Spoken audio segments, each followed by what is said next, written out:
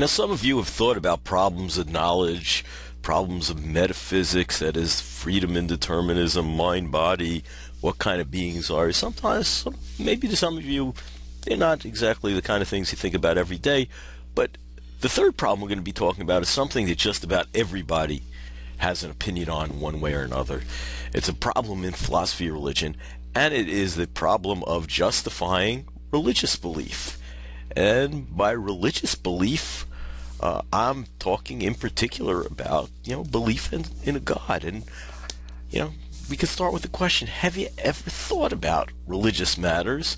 And, maybe there's one or two, there are one or two members of the class who have not thought about religious matters at all. But most people have an opinion on it, and they really have one of three opinions. First opinion is, well, that God exists, and that somebody who holds that opinion is a theist. Now, why don't you stop the video at this point and sit down and say, either you might be a theist, or you certainly know somebody's a theist, or you probably at some point in your life discussed this with somebody. What reasons do theists have, or what kinds of things do they say about why they think that God exists?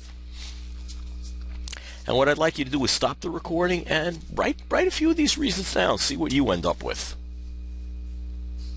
Now, it won't surprise me if you end up with one of these kinds of statements. Well, the universe exists. That's why God exists. Or the universe looks like it was intelligently designed. Or there's somehow, this one probably less frequently, there's got to be a greatest being, a greatest thing, and that's got to be God. This is probably one of the most common one. God told fill in the blank. Moses, Jesus, Mohammed, that, da, da, da. It's kind of, how do I know? The Bible tells me so. That's an old line from an old song. Then God determines right or wrong. Hey, look, murder is wrong, and the only way there can be an absolute right or wrong is if it's God.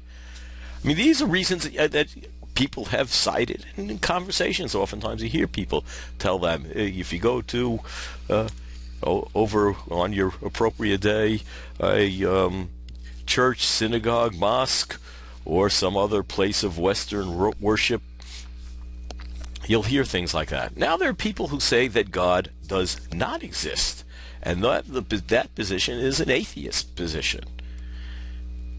Why don't you stop it for a second and think, why the people, if you're the guy, why do you think God doesn't exist?